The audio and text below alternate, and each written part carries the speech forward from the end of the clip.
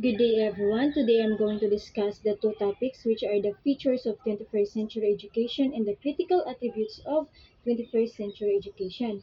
First, I will discuss the features of 21st century education.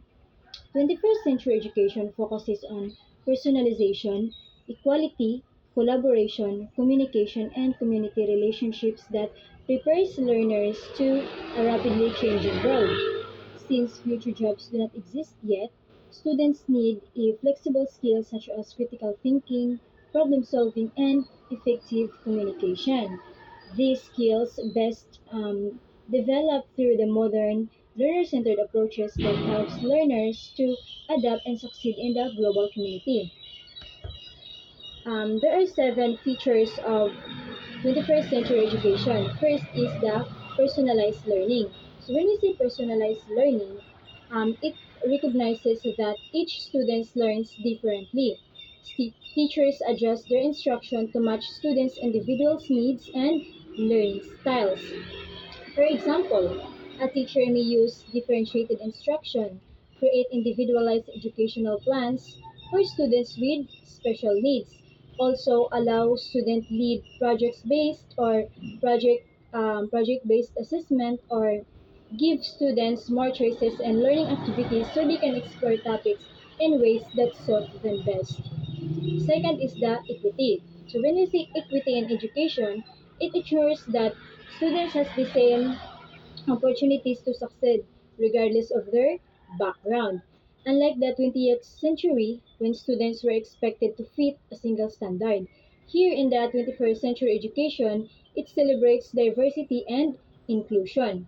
For example, schools may provide scholarships for students from low income families or culturally inclusive lessons to bridge gaps and give all students a fair chance. Then the third one is learning through doing. Students learn better when they are actively involved in the learning process. So the learning by doing or learning through doing approach, it emphasizes hands-on activities instead of just reading or listening. For instance, in science class, students might conduct experiments themselves rather than just watch a demonstration, which helps them remember and apply knowledge more effectively. And then the fourth one is change role of the teacher. So in the 21st century classroom as student-centered, not a teacher-centered approach. So teachers are now facilitators who guide students' learning rather than just lecturing. So students take a more active role in learning, asking questions, collaborating, and exploring ideas. For example, instead of listening passively, students might work in groups to solve problems while the teacher supports them. And then the fifth one is the active students community relationships. Including the community in education helps students learn about different cultures and perspectives. Teachers can invite local experts or cultural leaders to share their knowledge. For example, indigenous community indigenous community members can teach students about traditional practices and learning styles, helping teachers better support these students in the classroom. Then the sixth one is the technology. So technology should be used to enhance thinking, not replace it. So it can provide tools for research, creativity, and problem solving. For example, students can use simulation software to explore science experiments or digital mind mapping tools to organize ideas rather than just copying information from the internet. Now, the last features of 21st century education is the teacher professionalization. So, here in the teacher professionalization, teaching today is more complex because teachers must personalize lessons, promote inclusion, encourage creativity, and integrate technology. So, teachers must also engage with the community and address diverse students' needs. For example, a teacher might design a project that allows students to explore cultural heritage using technology while supporting students with different abilities. So, Those are the seven features of 21st century education. Now let's proceed to the critical attributes of 21st century education. There are also seven. First is the personalized learning pathways. So, personalized learning pathways, it states there that every student learns in their own way. So teachers create lessons that match individual strengths, needs, and learning styles. Using differentiated instruction, adaptive learning tools, and student driven goals, students can learn at their own pace and engage actively. For example, a student who excels in reading might work on advanced comprehension projects, while another might use interactive apps to improve their vocabulary. The second one is the social and emotional learning, or the SEL. So, in social and emotional learning, teachers focus on helping students manage their emotions, build empathy, and develop through strong interpersonal skills. By fostering a supportive classroom, students learn to work well with peers, handling challenges, and grow emotionally.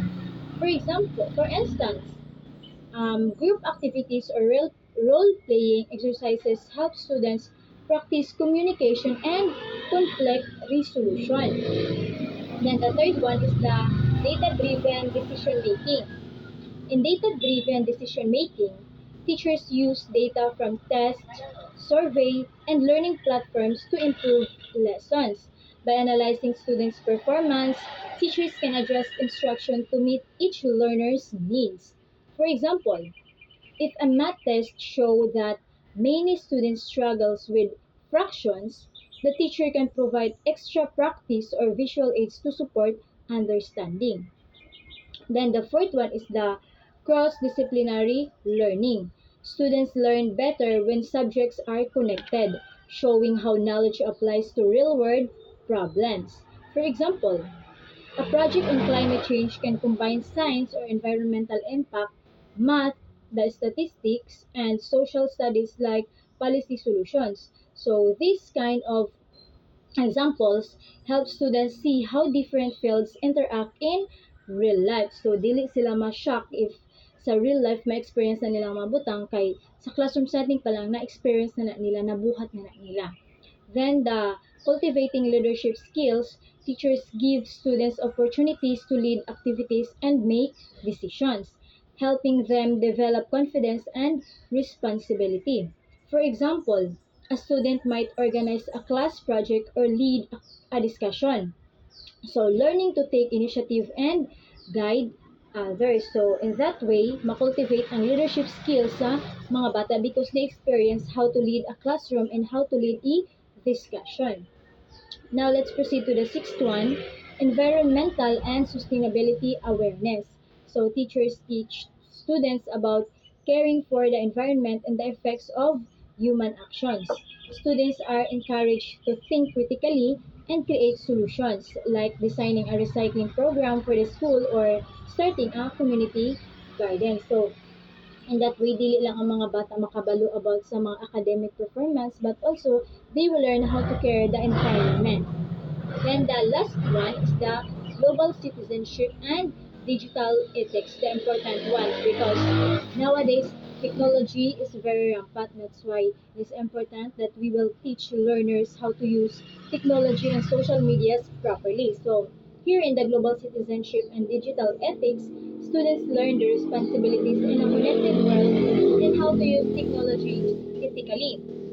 For instance, they discuss online behavior, digital footprints, and respecting others' privacy, helping them understand how their actions affect people locally and globally. So, in conclusion, the features of 21st century education and the critical attributes of 21st century education, their goal is to help students ready in the future, help students grow, help students have these flexible skills such as critical thinking, problem solving, and effective communication so that if they will face the real world scenarios, they won't be shocked and they will be ready. So, studying this topic helps students to to be more aware of what their actions might cause or if it is okay or not.